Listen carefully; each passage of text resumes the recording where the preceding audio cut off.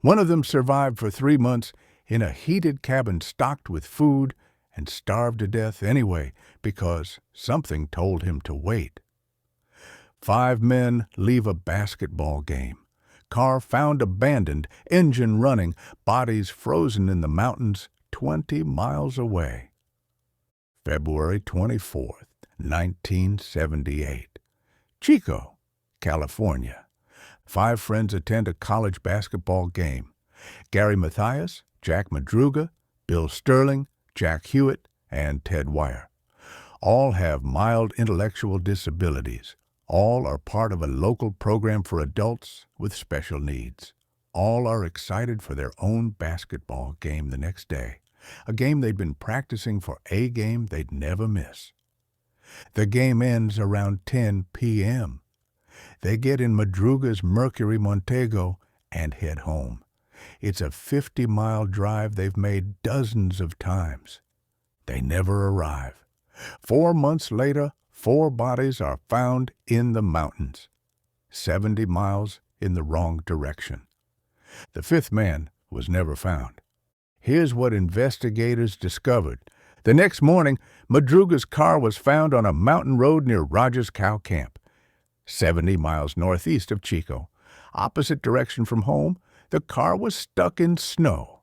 Engine off, keys missing, but it wasn't damaged. It hadn't crashed. A simple reverse would have freed it. Madruga knew his car. He kept it in pristine condition. He could have gotten it out.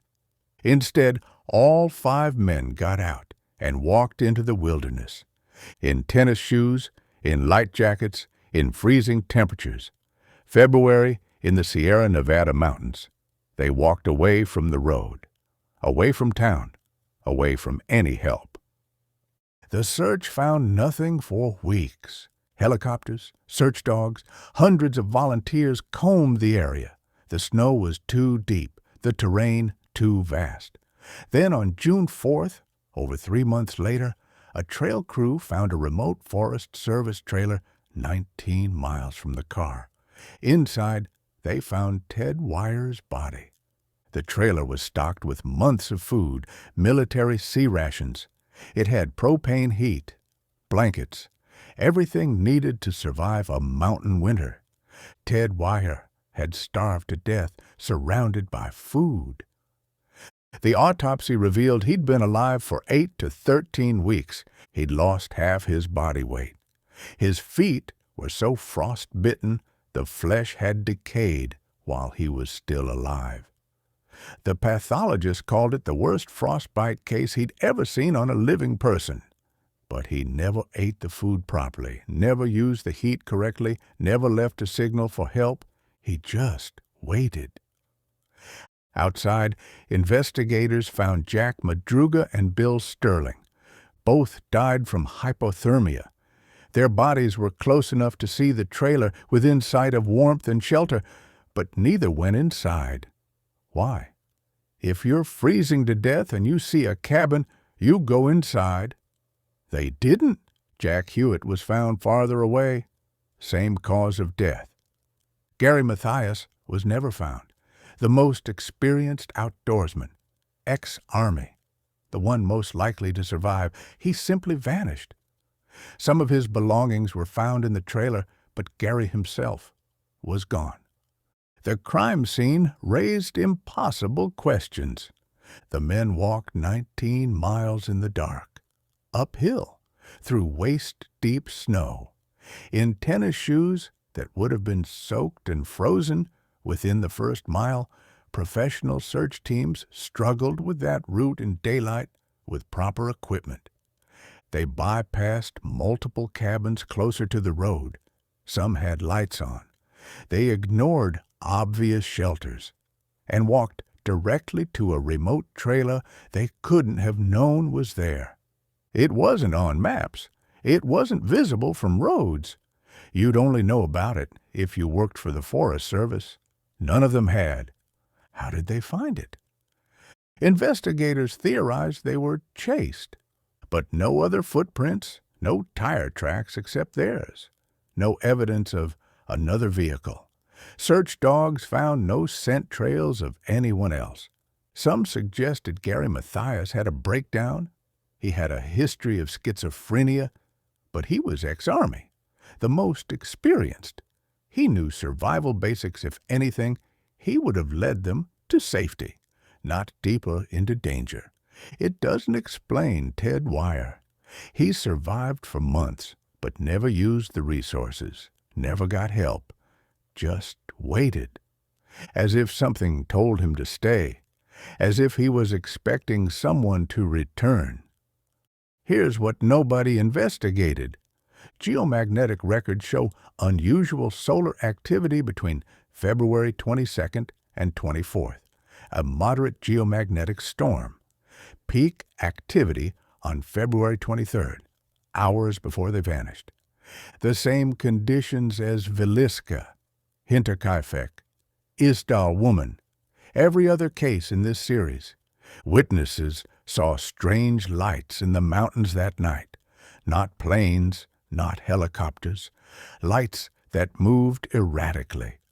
A Forest Service ranger reported the car's interior smelled wrong, chemical, metallic, not gasoline, not oil, something he couldn't identify, and condensation on all windows, as if extreme heat had been inside, then rapidly cooled. In February, in a car sitting in snow. That detail never made the official report. When investigators tried to follow up, the ranger had been transferred to another district. Consider the timeline. 5 men attended a game, normal, happy, excited about their own game tomorrow. Then drove 70 miles in the wrong direction, away from home, away from their game, away from everything familiar. Abandoned a functional car, walked 19 miles through impossible terrain in darkness, found a remote trailer they couldn't have known existed. 4 died from exposure, some within sight of shelter they refused to enter. 1 survived for months, surrounded by food, but starved waiting. Ted Weiher was alive for 8 weeks. Snow melting, weather warming. He could have walked out, but he didn't. He just waited. What if they were following something? What if the geomagnetic storm opened a rift and something led them into the mountains? Something that told Ted to wait? Something that promised it would return? The official conclusion: exposure and poor decisions. 5 disabled men got lost. Case closed. But it doesn't explain the 19-mile trek through terrain requiring navigation skills they didn't have. Finding an unmarked trailer, 4 men dying within sight of shelter, Ted Weiher waiting months to die, surrounded by survival supplies. Here's what we know. 5 men vanished during a geomagnetic storm. Car abandoned with unexplained chemical smells and condensation. They walked 19 miles through impossible conditions. Witnesses saw unexplained lights. 1 man survived months waiting for something that never returned. Ask yourself, what made 5 men walk into frozen wilderness? How did they navigate mountain terrain in darkness? What was Ted Weiher waiting for? Why did the others refuse shelter even as they froze? And why does this follow the same geomagnetic pattern? Drop your theory in the comments. If you're seeing the pattern, hit that subscribe button right now, because we're 4 episodes into a series connecting cases authorities buried. Episode 7 will reveal what every case has in common. Proof something has been crossing over for over a century. We're documenting the evidence they don't want connected. Want early access? Join Mindvale membership for less than a cup of coffee per month. Link below. Tomorrow, Episode 5, Max Headroom, Hijack.